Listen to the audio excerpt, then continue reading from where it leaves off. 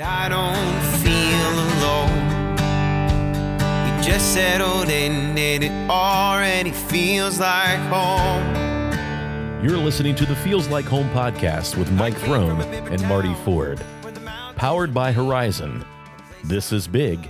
This is gig. Hey guys, it's Marty and welcome to the Feels Like Home podcast. This week we have a special guest.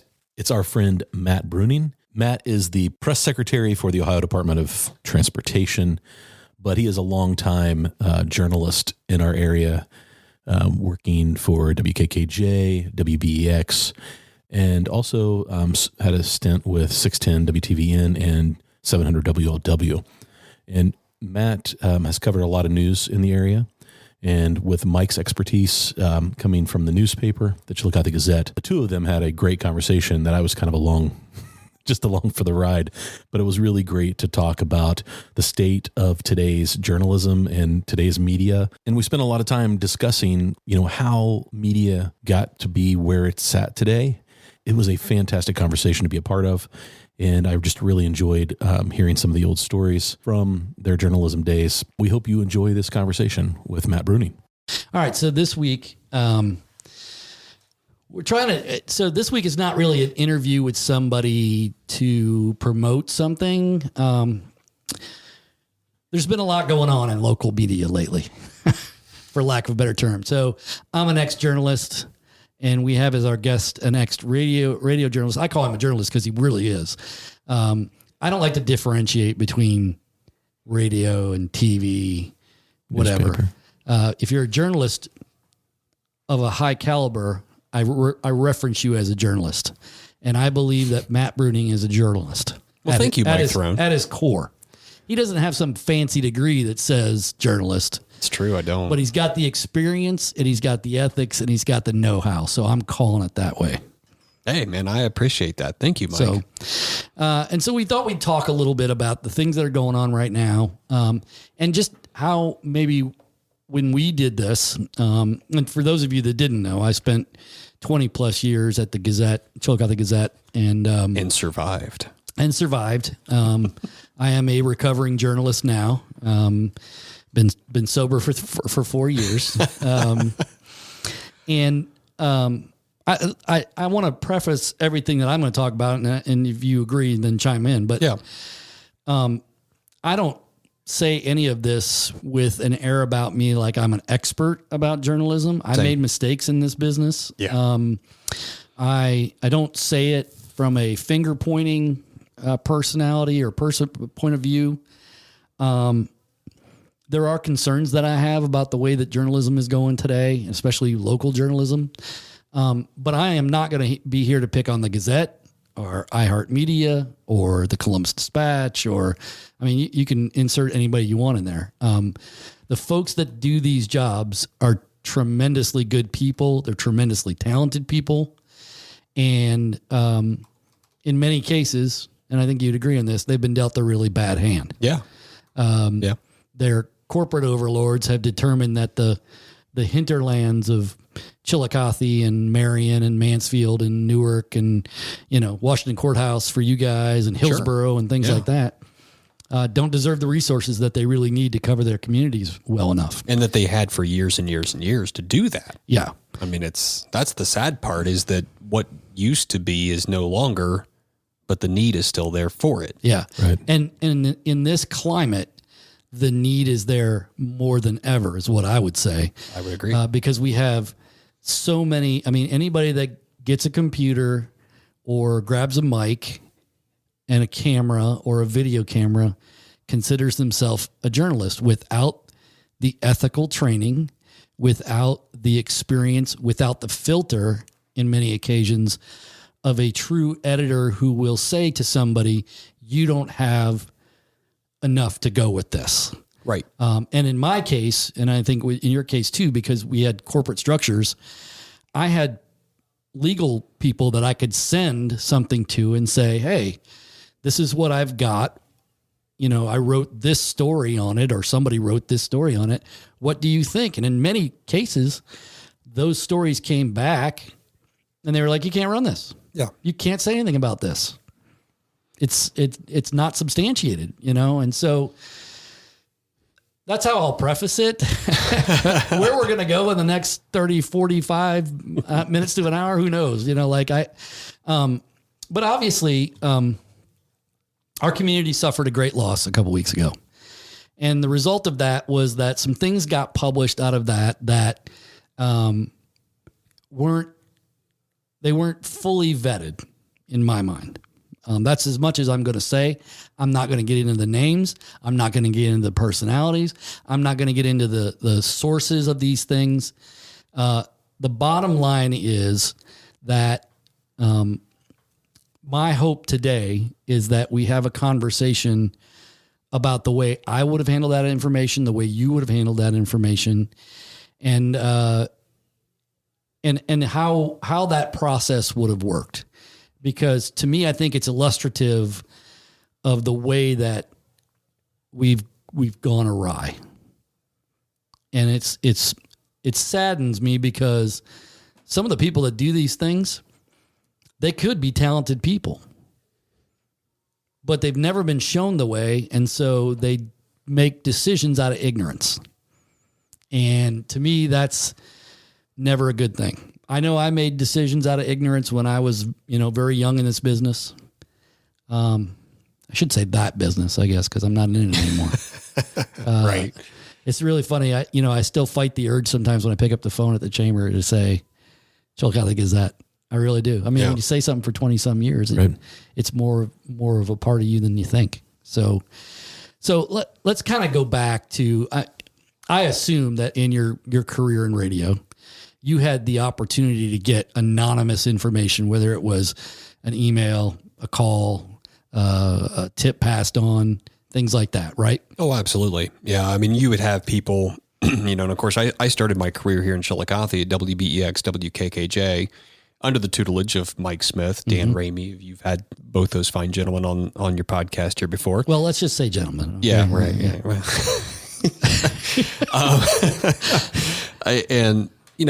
I learned a lot from those guys. Yeah.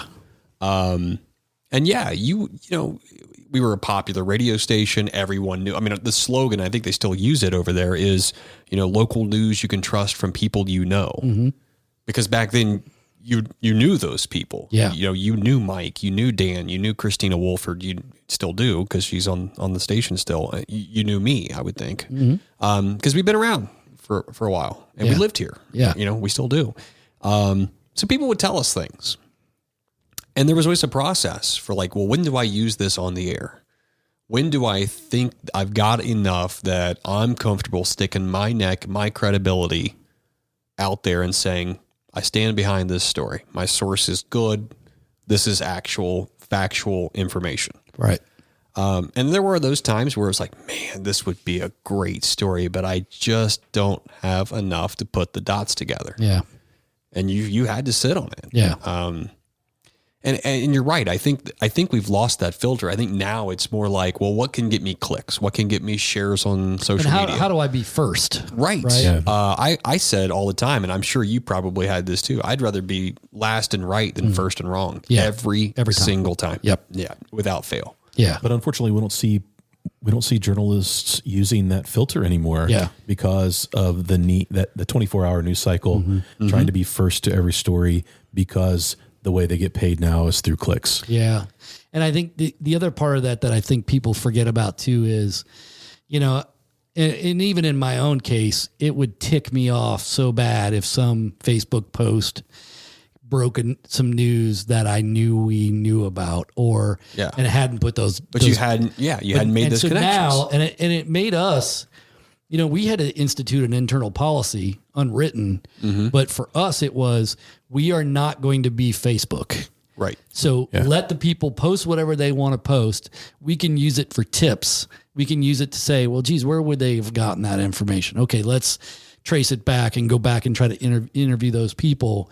But we're not going to just say, oh, a Facebook post said that blah, blah, blah. Correct. And in fact, many times on Twitter and on Facebook, we would have to say, we are aware of social media posts that say there's been this thing at this school or this rec or whatever. And we are working to verify any information that we can about it. and just leave it at that, you know? Right. And we'd inevitably get these, well, it's on Facebook. Yeah. Doesn't make it true. Yeah. That's right. So I think you're right. I think the speed of which we get news and information now and the places that we get them, people don't differentiate good information from well vetted quality information. And don't you think the expectations have changed too, though? I mean, I remember when we were, and I never saw us as competitors. Like Right. you were at the Gazette, I was at WKKJ, WBEX, and I never thought like, I can't tell Mike this because he's the other guy. Because it was always, I felt like Mike was going to give you the in-depth, full, multiple angles of the story because he can do that. I got to condense this thing into 30 seconds and tell you the thumbnail sketch. So I sold my business on immediacy. Mm-hmm. I can tell you there's a crash right now and it has this road closed and you'll want to avoid this area because this is going on right now.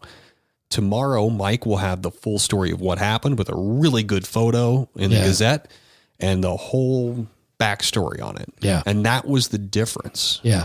And the expectation, I think, was that, okay, well, the radio station will have something immediate that tells me something's going on so I can avoid that crash or whatever the case may be. Right. And tomorrow, Mike will give me a full detailed story. Yeah. Those expectations have changed dramatically. Now it's, I need every detail now. I mean, you see somebody post on Facebook, hey, avoid 104 at the VA, there's a crash. Oh, what color car was it? Yeah. Oh, I got somebody that's headed that way. Do we have names yet? Guys, the police are showing up now. Like, no, we don't have all those details, you know? And it's almost like life in general. I mean, we're sitting here, we've all got our phones, right? Or our cell phones. You go back 20 years. If I told my wife I'm coming over here to do this podcast at Marty's house, she would have no way to get a hold of me unless she called your home landline, right? Yep. The expectation of being tethered to the world wasn't there. And I think that's a big part of what's changed with media now. It's like everything has got to be now. Yeah. And it shouldn't be, to be honest. So did Clear Channel or iHeart or any of those folks that you did, was there a written code of ethics for you guys other than like what you have for the is it radio TV announcers or whatever? RNTDA. Yeah, that's it. But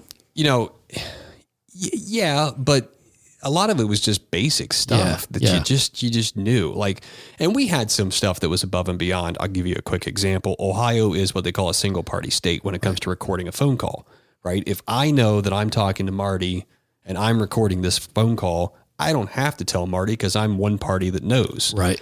Clear Channel, iHeartMedia now, had a policy. I had to tell you we're being recorded. And that was our company policy that was above and beyond. Right. So, yeah, you had some things like that. But most of it was just, protect the license was the big one. Right. Oh, yeah. Don't do something stupid that's going to get us sued and potentially in some big trouble. Yeah.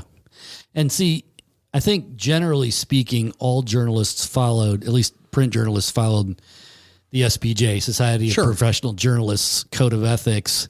But Gannett went out on its own years ago, and I couldn't even tell you the exact year, but there was a reporter at the Cincinnati Enquirer that did a huge expose on the Chiquita Banana Company and about the way it treated its workers in South America and so on and so forth. And it turned out, after it was all said and done, that he had illegally tapped voicemail between an attorney, I think it was, and some company executives, and that's how he got all of his information. Yeah. And, that obviously was a huge breach of ethics, but it was never stated anywhere. And, there were some gray areas in the SPJ code. So that's when the Gannett company just developed the principles of ethical conduct. And we literally had to take training on them every year and sign off on them and things like that. And I mean, that changed a lot. It did. But I mean, even, when we were the Gazette by itself inside Gannett and those things happened, we were still by ourselves. We didn't really, I had to, if I wanted to submit a story to legal in McLean, Virginia to get it reviewed for a story to go in our paper, that was like a weeks long process. At the end, when I was there, I could literally send it to an Ohio attorney who would review it and have it back to me later that day so it could run on Sunday if I needed it to.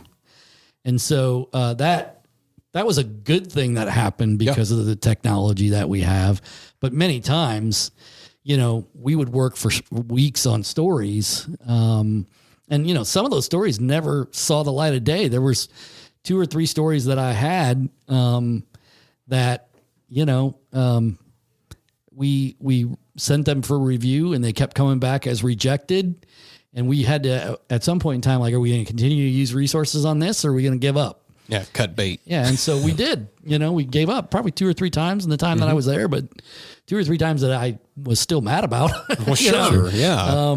And not mad because, I want to run this story so bad, but mad because we had invested so much time and still didn't have it. Yeah.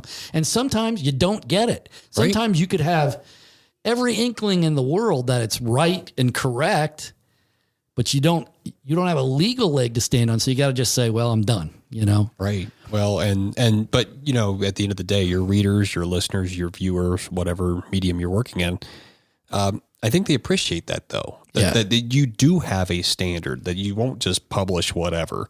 And I think that's kind of been lost too. Yeah. I mean, when we had breaking news, there was always that fog of war, I guess, for lack of a better term, where like something came out and you're like, then you find out later, boy, that first piece of information we reported really wasn't totally accurate. You got to kind of fall on your sword. Like, well, we've initially reported this, but we've since learned that was not accurate.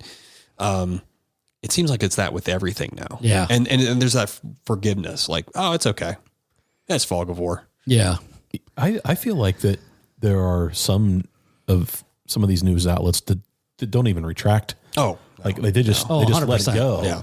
And I think that causes a real problem. I mean, you have legitimate news sources that will report something and then retract it and not really apologize, but try to fix it. Sure. Yeah. But you have so many now that just don't even attempt.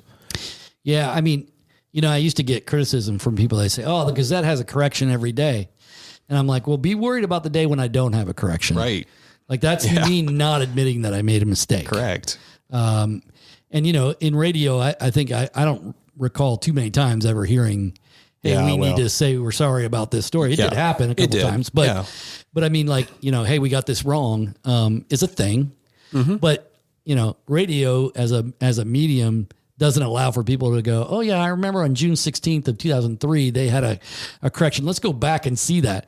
For newspapers, the permanence of, especially in the internet now, it's always there. And, I think the interesting thing to me is in the current situation that we're in with what happened here recently, this was not a new thing. Right. The sensationalism that we saw in that piece and the things that we've seen have been done by the same outlet repeatedly. And so, and recently, as recent as January, things that were said in that publication turned out to not be true and never corrected. So I think, in that case, I think folks can look at it and go, well, they get a lot of clicks and they're out there first with a lot of information, but you really better apply a pretty strong filter to what you're seeing there. Yeah. I mean, I often tell people, when it comes to news, and now I've got a little bit different lens I look at things through. Sure, yeah. I look at a bunch of different sources for stuff. Yeah. And, it's interesting. Like we'll put out a press release, my day job now, and it's always interesting to see how it gets done, how each market might, there's just a little nuance here. Like, oh, okay, they keyed on that paragraph. That's interesting. Or, the questions I'll get from a reporter now, like, really, that's what you thought was the hot part of that. Okay. That's cool. But that's why I tell people to look at lots of places. Don't just read one source and say, well, that's the truth and everything else is fake news. Yeah. Read a lot of things, get some different perspectives. But to your original point, it's harder and harder to do that. Yeah. Because now everything's syndicated. You don't have, in radio, for example, there used to be a farm system, kind of like baseball, where, you started in Chillicothe, you might work your way up to Dayton or Toledo, and then you find yourself in Columbus, Cincinnati, Cleveland, or somewhere outside of the state. Right. That doesn't exist hardly anymore. Yeah, same thing in news. Yeah. I mean, you start at Chillicothe, and I mean, we did have a good success. Oh yeah, getting people out of here and to other places. But yeah, I don't feel like there's as much mobility now. I mean, number one, the number of people to do those jobs is radically less. Yeah. I mean, I can tell you right now, since the time I left the Gazette, 2 positions have been eliminated. Yeah. And I kind of feel like sometimes there's going to be another one. And, I think they have 2 news reporters, a photographer, and a sports person there, and then the editor. Yeah. So do the math on that. When I got there the first day in July of 97, there were 18 of us in the newsroom. We went to 21 when we started the news on Sunday News paper again. And then the next budget cycle, they took 2 away and we were at 19. So we had we had a +2 gain really. Yeah. But we also added a full day of content. So it was a lot. And I'm sure the same thing happens on radio. I left here in 2005 and went to 610 WTVN in Columbus. There were 13 people in the newsroom at that radio station. Yeah. When I started. The day I walked out the door to head to the Ohio Department of Transportation was February 20th, 2015. I was one of 3 people in the newsroom, and technically I worked for 700 WLW in Cincinnati, so that the bean counters in San Antonio didn't think there were 3 people in Columbus. Yeah. Yeah. I mean, what? Yeah. Yeah. No, I totally understand that. And, the other thing, and that you can speak to this maybe, but to me, it was really interesting too, how they looked at markets that were of a same size. And I'm doing the air quotes thing here, but Lancaster had to have the same amount of reporters as Chillicothe, and it couldn't be any different. And it even got to the point where we had the same names for the reporters and things like that. It was such an homogenization of something that just can't be homogenized, right? News is so ever changing and so different that when you try to make it one size fits all, every market, and you say that the Evansville, Indiana paper is going to have the same amount of people as the Newark paper has, but they're in 2 different states and it's 2 different markets, and one's closer to an urban area. One has 225,000 people. This one doesn't. Yeah. You're just making decisions based on bottom line at that point. And that's really where all this kind of comes down to. That's exactly it. I mean, my day used to consist of me waking up at 4:30 in the morning. I would go down to my basement studio that I constructed, and I would do 3 one-minute newscasts for a cluster of stations in Defiance, Ohio, from my basement in Chillicothe. Yeah. And the only time I ever went to Defiance was when I did on my own, because I felt like I owed it to that community. If I'm doing the news, I should probably know where the courthouse is, you know? Yeah. And so I would take a day off and drive up to see our guys in Defiance and be like, I want to go meet the sheriff. I want to meet the mayor. I want to meet the people that I'm actually talking about. Yep. And that was a personal thing. Yeah. Because I felt like this community is really not, I can put together a professional sounding newscast and make it sound big market, but I'm 3.5 hours away from Defiance. I have no clue what the big issue is here. Yeah. I'm just reading copy. Yeah. And that's a disservice to communities like that. Well, and there's no deadline in radio, but there was always a deadline for us.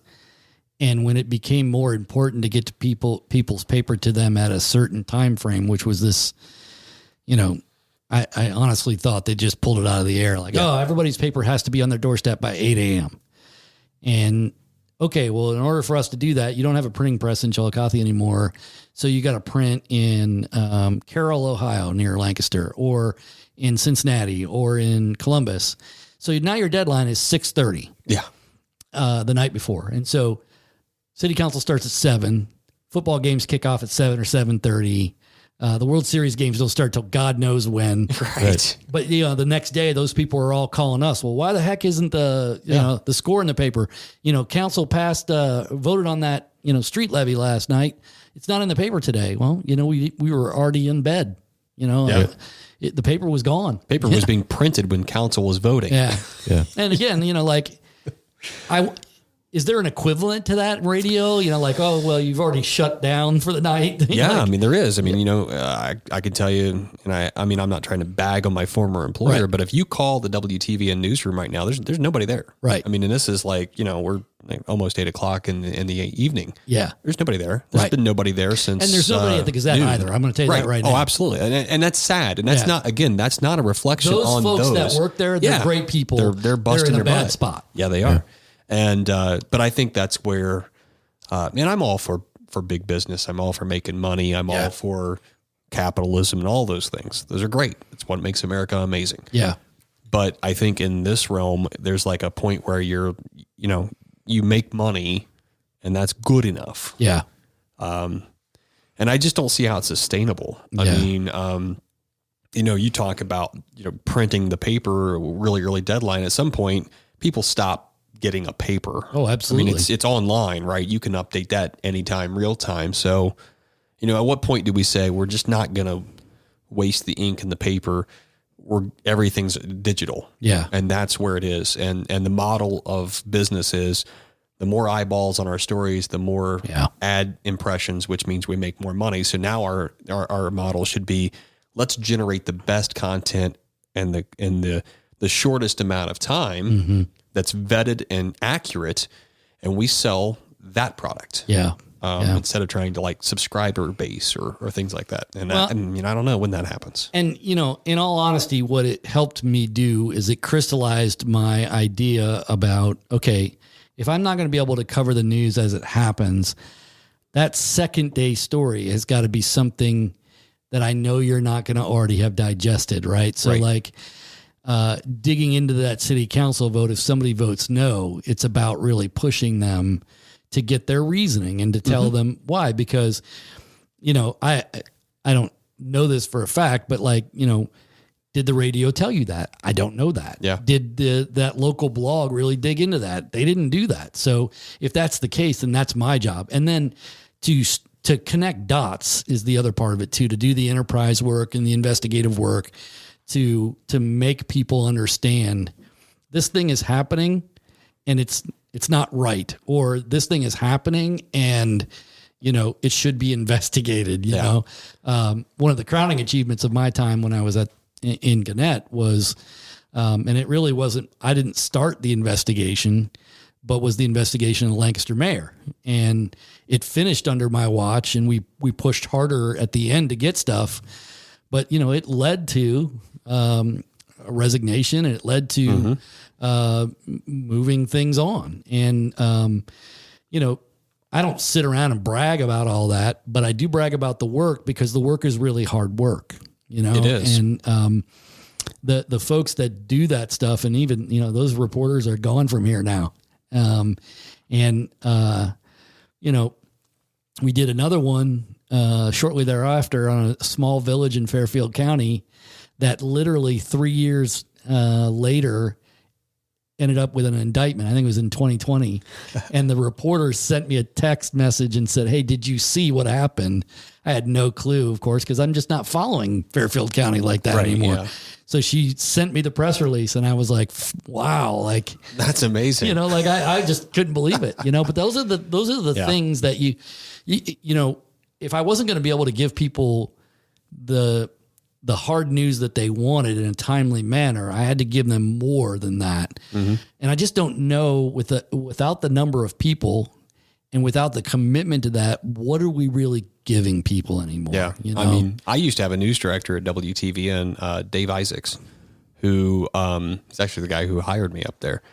And he would say to me, he was like, "Matt, we're never going to be able to compete with the Dispatch. They have a massive newsroom compared to our 13 people." And he said, "So, a lot of times we're going to get beat to a story.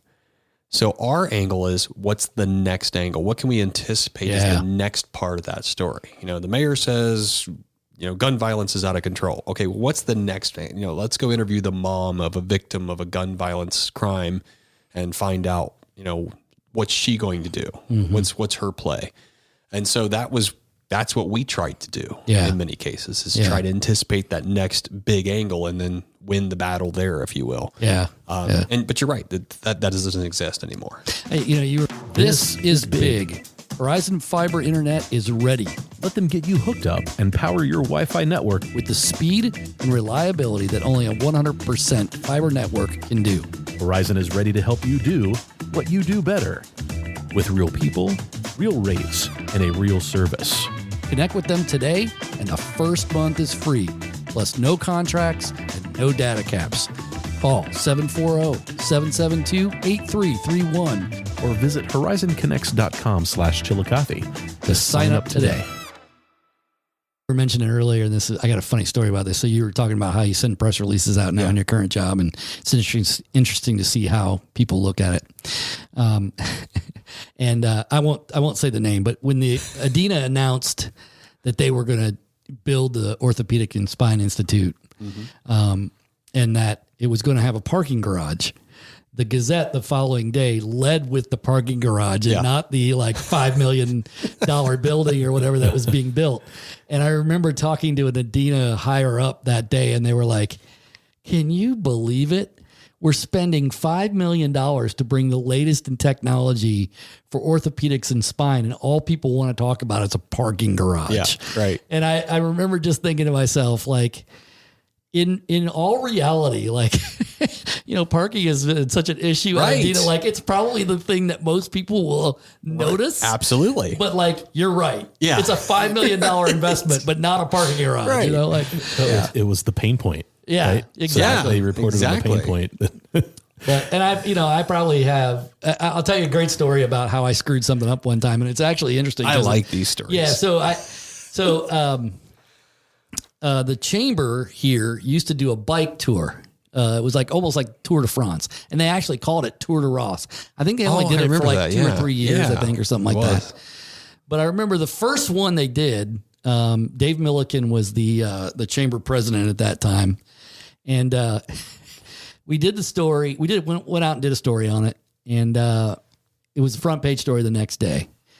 And we were big at that time on what we call label heads, which is a head that kind of draws you in, but you kind of carry the weight of the story is in the subhead. So, it might say something like city slickers, oil spill causes a mess in, downtown or whatever. And so that city slickers is the label head. And so we could not think of a label head for this thing. And so for whatever reason, in my head, I had this notion of, they call golf a good walk spoiled. It's kind of like, the idea is that you're out there, you're having fun, you're getting exercise, but really it's just a frustrating exercise, right? Absolutely, yeah. For most people. Yeah, definitely. I was like, all right, let's try this. Good ride spoiled. Or a good ride spoiled. And so it ended up being the headline. Oh, no. And I remember getting a call from Dave Milliken like, "What the bleep are you doing with this headline? You're killing me."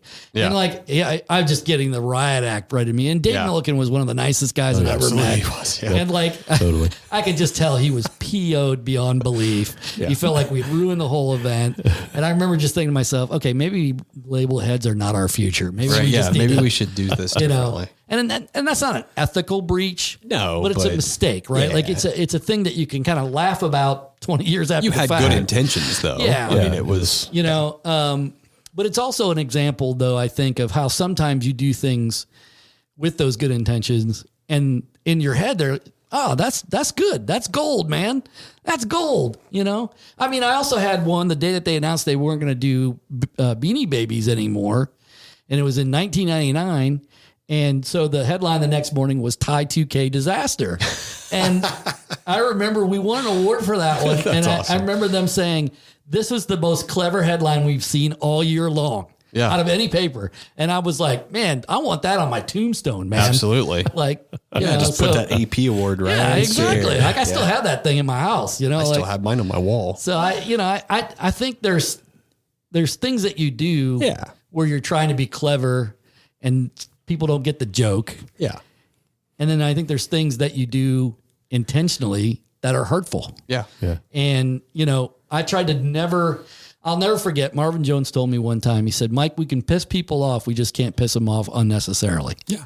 That's a really good way to say it. People are going to get mad about things. The question is, Did we make them mad for no reason? Yeah. And that really stuck with me. I think, that was such a good lesson to learn. And I think we don't think enough about that today in most cases. I will say that I still think, and this is going to probably not win me any friends in some places, but I think traditional media does it better than digital media does. It's nothing. I was watching something yesterday. It came up on my Twitter feed of a fairly horrifying event, and you could literally see 10 people with their phones out, not trying to help. Yeah. And that drives me insane because, like, if I'm 100 yards away and I take a video, that's one thing. I can't probably help immediately, or, a mile away and it's of a tornado. Like, I can't do anything about that.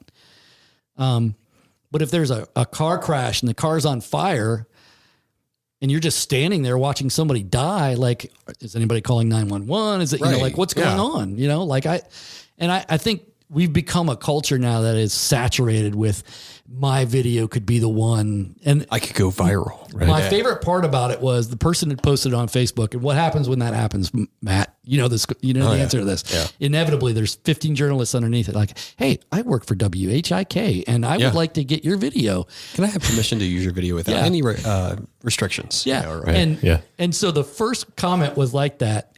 And the guy had some colorful language. Basically, his answer was, no, you ghoul.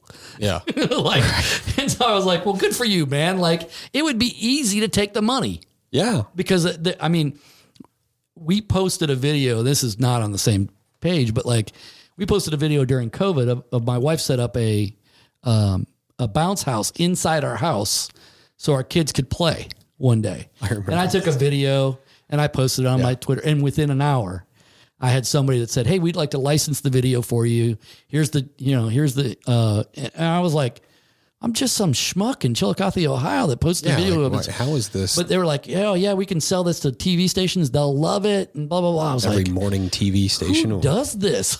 Is this really a job that somebody has? Yeah. To scour the internet? And sure enough, that's a thing. Well, I got two parts of this that go along with that. So last week, Thursday, I'm leaving my house, take my kid to school. And I get a phone call, and I guess I haven't fully disclosed. I'm the press secretary for the Ohio Department of Transportation. That's my day job now. Matt loves it if you talk to him about roundabouts. Yes, roundabouts are my favorite. And I get a phone call from our ODOT District 4 public information officer up in Akron, and he says, Matt, one of our trucks was out doing something on I-77 and got hit by a dump truck. There was a fire. That's all I know. Okay, man, keep me posted. That doesn't sound good. So I drop Max off at school. I come back home and I pull up the traffic cameras and I go back and search the video. And sure enough, there's our truck sitting on the side of the road and this dump truck just drifts out of traffic, hits it. And there's this massive explosion, fire everywhere. The two trucks go off the side of the highway. And I'm like, oh my gosh, this can't be good.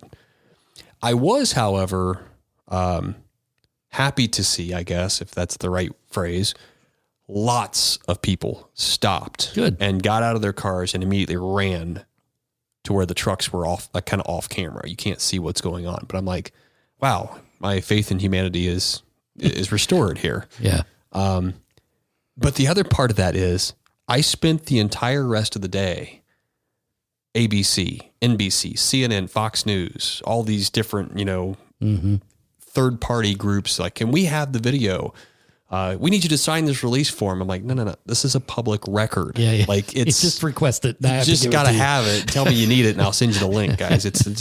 But I mean, that was my whole day, was filling that request because there were so many of them and all these different like companies I'd never even heard of that were like, we sell this to all these different outlets. And I'm like, okay, sure. Yeah. But I mean, I had probably 40, 50 by the time I counted them all up. Yeah, I bet. And it was just like, it's crazy how many people are out there selling content. Yep.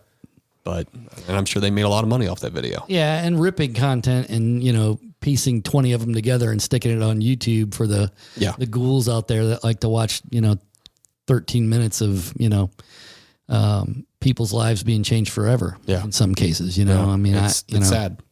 I like to goof around and watch a fail army video or something every once in a while. Actually, it's really kind of funny. My son and I used to watch one every night before we went to bed. And It's your routine. yeah, it was like, and at some point in time, he didn't want to do it anymore. And so we would watch other videos, but like, I got to a point about halfway through it where I was like, like I've just watched the same person, like on a rope swing, like get, broken in half when they fell onto a log or something. Like that just kind of makes me a bad person. Right. And I laughed every time. I was like, I kind of felt like, geez, maybe I got to reevaluate my priorities in life, maybe, So I don't know. It's good to get a good laugh out of some things that deserve laughter, Sure. but I feel like we focus too much sometimes on the prurient, and I think, the prurient aspect of it, like, we've bought in too much to, watch this person's final moments, and like, oh God, that's not something I want, Right. But like, lots of people do. they And do. you can Yeah. make a lot of money off of that kind of content. Yeah. And that's content's king. Yeah. And I feel like the advent of true crime as a genre that people massively consume is a big deal now. And it lends even more of that. Like they just did that podcast on the Piketon situation, which, of course I covered live as it was happening. And, I remember just like, I remember we were going to have a party for the new youth pastor at our church. It was like he had been interviewed and he was coming to this party to meet all the youth leaders, and it was at our house.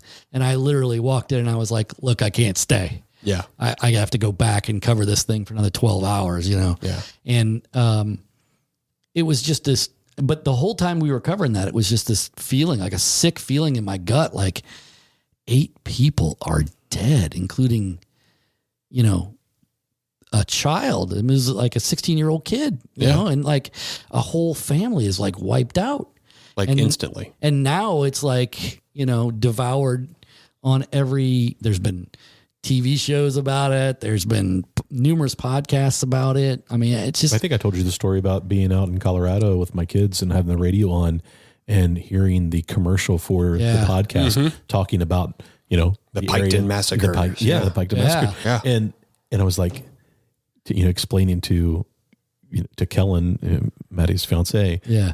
That kind of happened in our backyard. Yeah. That whole podcast We that they know keep where that's advertising over and over again on the radio. Yeah. Yeah. That's And to that point, it is interesting to see when like you've covered something locally and you know all the players and you've spent a lot of time, and then the national media gets a hold of it. I remember, I won't say her name because she's an attorney, and good Lord, that last thing I need is some attorney looking me up from a podcast comment. But there was a national, TV host, and I had covered this homicide. It was up in Knox County. A guy had killed someone, basically cut them up, put them in a trash bag, and dumped them in a hollow tree in Knox County.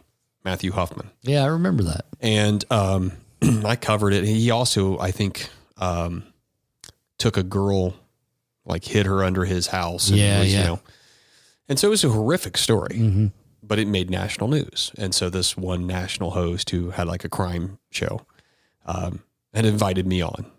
We'd like you to come on and talk about, like, okay, cool, sure. Why not? And it was good pub for the radio station, Sure. like we're getting national attention. But the last time I did that show was when we're getting ready to go on. We're coming out of a commercial break, and the producer gets in my ear and says, I really need you to play up, use words like horrific, stunning, disgusting, grisly. I'm like, dude, the guy cut somebody up, put them in a trash bag and dumped them in a hollow tree. I don't think I need to play this up. Like, this is... People are going to get it. People get this was a awful thing that happened. I don't need to sensationalize it. Yeah. But that's all it was. Yeah. It was just nothing but sensationalism over and over and over. And Well, it was disgusting. There is no bigger example of that than the missing women here. Yes. No question about it. Absolutely. Yeah. And as somebody that participated in 2 documentaries on it, one was very much sticking to the facts and trying to, and the other one was trying to create something. And I'm not saying they weren't onto something, Right. but it became a thing. And in all honesty, there are people that participated in that documentary that have continued to string along the families of those folks like they're going to do something about it. And nothing has ever been done. And I can be completely honest about it. The reason why is we already know. Yeah. We already know who did it. Yeah. And we already know the most likely culprit of that whole string of the folks that disappeared. But yet every time, the Washington Post literally did a story and said, Chillicothe is the place where women go to die. Yeah. Talking about sensationalizing it. Yeah. And it's like, well, yes, young women have died here, but that's not the way this works. Like, Right. Is Washington D.C. the place where, people of color go to die? Like, I'm not going to say that. Why would I say that? Right. Why would you say that about my town? Or New York City, is that the place where this subset of people, Right. go to die? Yeah. Like it's just such a poor, it's lazy journalism. It first. is. Yeah. It is. And then it's just infuriating for anybody that even knows anything remotely about a place. But think about it. What's going to get more clicks? Yeah. Police investigating string of missing women, or Chillicothe, a place where women go to die. Yeah. I mean, it goes back to the whole YouTube the whole YouTube thing. Yeah. There are thousands of channels out there that have millions of followers. Yeah. That they gain all of their content is about Something oversensitizing shocking. things. Yeah, absolutely. And it's how they make money. I mean, YouTube is the fastest growing business in the country right now, small business in the country. Yep. And it's because people are finding ways to sensitize everything. I mean, just blow everything out of proportion. And I know when people come to your podcast here, for example, you guys usually interview them, but I'm going to throw back at you, especially Mike being in the business of news. Do you remember a time where you were at a story and you're like, you know what? I am human. I just need to step back for a half a second and realize I'm a human first. Yeah. And a reporter second. Yeah. I mean, I definitely had many of those situations. I'll tell you about one quick one. So when I was a reporter in Sandusky, I started out in a bureau, which bureaus for you, those of you who don't even know what those are anymore, newspapers would have, and I think radio stations had these as well. Like you have a main place in Chillicothe, but you would have a Bainbridge bureau or whatever. And I was in the Bellevue-Clyde bureau of the Sandusky Register, and I worked my way up to be the night cops reporter at the main thing. And I was from Sandusky. So it was a big deal for me to report in my hometown. I loved it. Yeah.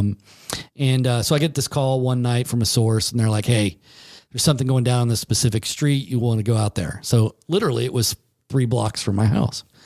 So I get there and there's one cop car there standing outside. And I'm like, there's no crime scene tape. There's no nothing. I'm like, what's going on? And I find out that the officer who broke down the door and discovered this 65-year-old woman with her throat slashed, dead, is still inside, and he's still waiting on backup to get there. And she had been dead for several days. And the door was open. And let's just say there was a distinct smell. Yeah. So at that point I realized, wait a minute, I'm on something now that is now a crime scene. I've got to back up. So I did that. I will never forget that smell. Absolutely. And I will never forget the way it felt. I will never forget the night that you and I and Scott Osborne spent out in the hinterlands of Pike County, Ross County area out there. 772. When the kid shot and killed his sibling. Yeah. And literally, there was a couple of cop cars there, but a young child was shot and killed by their sibling in a horrific accident. And we were bounding around and I think it was in Osborne's truck. Yeah. And you do on occasion, when the 3 kids got killed at Payne Valley in the car crash, the Nisley kids, and it was, I remember, just because of my connection with Kelsey with Payne Valley and everything, there was just such a strong feeling of sorrow for that for me. I thought the families were incredibly gracious to allow us the access that they had. But I remember like I didn't want to go to the funeral. I usually would go to big events like that, but it was too sad for me, and I couldn't do it. And so yeah, I think you do. And I in all honesty, I regretted every single mistake we ever made, and anything that we did that hurt somebody. Same. I carried that along Yeah. with me a lot. And it's part of the reason why I got out after a while, because I started getting blamed for things I had no control over. Yeah. And so, and they were always national stories or some state story or something like that I had no control over that. And, I would take it on myself for the stuff that I did have control over. Now you're asking me to take on all this other stuff. Yeah. Well, I didn't sign up for that. I'm not going to do that. So I'm too much of an empath for that, I think. And so I that's when I knew I had to get out. Yeah. I mean, the one that stands out for me is Officer Larry Cox. Yeah. I had just started at WTVN like a month earlier. So I still obviously had a ton of connections here at WKKJ and Chillicothe. And I got home and the newsroom in Columbus called and they said, "Hey, we're hearing a Chillicothe police officer's been shot. Can you go check in on that?" Yeah, absolutely. I'm here. So I was among the first Columbus media to get on the scene. And I remember running into Chief Jeff Keener over right across the street from, I think it was St. Peter's Catholic Church. Yep. And we're in that parking lot and finally got him to come over and like, "Hey, just update us what's going on." And that's when he announced, that we'd lost Larry. Yeah. And he starts to break down a little bit. And I just shut my recorder off and gave him a hug. Yeah. And I just was like, this news story is not important right now. Yeah. Yeah. Because you realize what your community where you live is about to go through and the huge loss. Yeah. And that's when you step back and say, well, it's not about the story. It's about humanity. Yeah. And I think that grounds all of us that we're, and if it doesn't, then you're a robot. Oh yeah, absolutely. And I think that's where I think that there is that disconnect. Yeah. Yeah. Yeah. I mean, anything that had to do with kids too, to me was always a crusher. Especially after you have kids. Yeah. Yeah. Like I could cover stuff before I had kids and I mean, you felt like sad, but like not now that I have kids, like there's no way. Yeah, I will tell you the one that, and this happened long ago. I mean, I was really a rookie at this point, but there was near Fremont. There's a place where a lot of people go fishing, and what we had found out was that somebody disappeared. They'd fallen off the boat, and the divers were in looking for this person, and they were assumed to be dead at that point. And it was an older gentleman and his son, and the son was the one that fell. And so I get there, I'm on the scene, and I'm really the only reporter there. So I'm just watching as things are going on. I see a guy sitting over here. So I go over and I said, "Pardon me, sir, I'm from the Sandusky Register. My name's Mike, and I'm here to cover the event today, and I just don't know what's going on. Is there anything you can tell me? Have you been here for a while?" And he said, "Well, they're looking for my son." And it just hit me like, number one, I probably could have phrased that much better. Yeah. I was young, but at the same time, but then I said, "Well, I'm really sorry to hear that. And I'm sorry if I came across as being unfeeling." And he said, No, I understand you have a job to do," which helped me a lot. But then I said, "Well, let me ask you this. Is there anything you'd like to tell me about your son?" And so then he started going on and he started talking, and about a minute in, he just breaks down. Oh, geez. And he says, "I should have done something. I should have done something." And so that same thing, I just put my arm around him and I was like, "We don't have to do this." He's like, No, I want to tell you some more stuff about my son. So he continued for about another minute. And then he broke down again. I said, "Look, we don't need to do this now." Yeah. Now it turned out that the son had a massive brain hemorrhage and fell into the water and was dead by the time he hit the water. Yeah. But what struck me about that was the father saying, "I should have done something." There was nothing he could have done. Yeah. Right. Even if he would have jumped in, I mean, in all honesty, it was kind of a cold day that day. He probably might have drowned as well. Yeah. And so I think like those are the things, those are the stories that really stick with you after all those years. I mean, that was probably 1992, 93, somewhere in there. It's a long time ago, right? Yeah. 30 years. Jeez. But, all of the good people that were in news, the Chris Graves, the Holly Zacharias, those people, they're all people like that would step back from a story and go, this is actually much bigger than any newsprint can make it. Or even my old buddy Randy Ludlow would have stepped. Absolutely. Like he was an old curmudgeon, right? But under all of that, the first to say that too. Under all of that, that guy he had a heart of gold, and still does. A solid reporter. Oh my God, a great guy. I hated him when I was going against him all the time. Right. But boy, over the years, I just learned to love that guy because I knew whatever he was working on was going to be big. Yeah. I mean, it's like when I was in the State House News Bureau for the radio station, he was always, hey, you're an Indiana grad. Oh, okay, cool. I love Indiana. We had a lot to talk about. And then I remember being on this side of it, and man, you'd see Randy Ludlow come up on your caller ID and you're like, oh man, this is not going to be good. Yeah. Yeah. But we're seeing fewer and fewer of those reporters, unfortunately. Yeah, I think as time goes on, and this would be the way that like the last question that I would ask. I think, where do you think we go from here? Mm-hmm. Because I wonder, especially because a lot of these folks, we talked about Ken Gordon the other day. Yeah. Ken's retired now. He lives here in Chillicothe. We got to get him on the podcast, by the way. Should have invited him tonight. Yeah. But like 3-hour show. I think as those people leave, it's not like I'm going to say, look, we're doomed. Like this next group of people is going to do great, and they're going to do things that I can't fathom, right? But I'm going to miss those folks, the folks that we're losing now, whether they pass on. I mean, even a guy like Jim Siegel, who was young when he passed away, but Jim, I had a great connection to. He was a great reporter for us, and a guy that just broke my heart when he passed away. Like, some of these folks are cut from a cloth that we don't teach anymore. Yeah. That we can't, there's no more of the cloth left. And so I worry about that. I do too. And, and to your point, I don't know that it's as much about the character of people that we're seeing now as much as like, do they have the tools that we were afforded when we were doing that craft, or the willingness to learn from others? That too. That one kind of gets me sometimes. Yeah, that too. I think sometimes there's people that are timid and they don't want to ask questions because they feel like they'd be embarrassed by the person they're asking. Yeah.